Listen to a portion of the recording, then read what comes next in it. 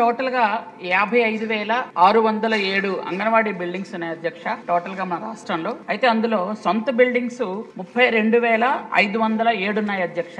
అద్దె బిల్డింగ్స్ ఏమో 23,100 ఉన్నాయి అధ్యక్ష.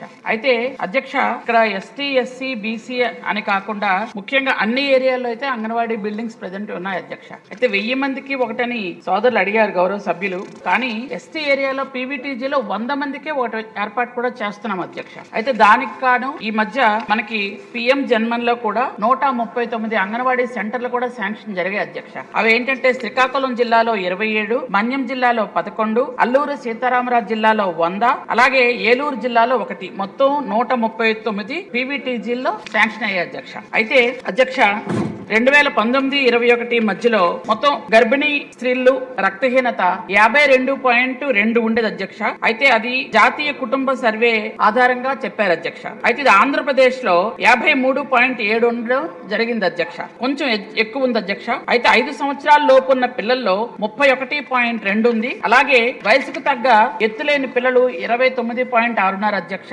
అలాగే ఎత్తుకు తగ్గ బరువు లేని పిల్లలు కూడా 16.1 ఉన్నారు అధ్యక్ష. తీవ్రంగా బలహీనతగా ఉన్న పిల్లలు 6% ఉన్నారు అధ్యక్ష. అయితే వీళ్ళని ఆధారంగా చేసుకునే ఈ రోజు మనం అంగన్వాడీ సెంటర్స్ లో పౌష్టికాహారం ఇవ్వడం కూడా జరుగుతుంది అధ్యక్ష.